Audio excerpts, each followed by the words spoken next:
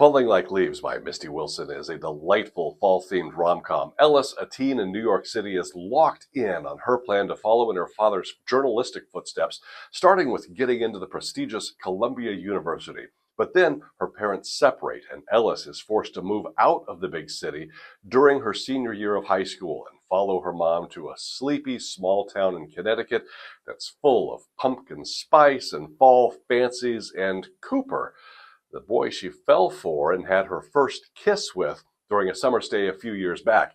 Despite the fact that Cooper is physically hot, he's giving Ellis frigid vibes when she returns. Why?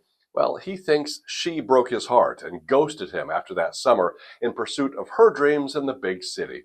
Cooper wants to be a professional baker, to do something he's passionate about rather than waste his life working just for the money.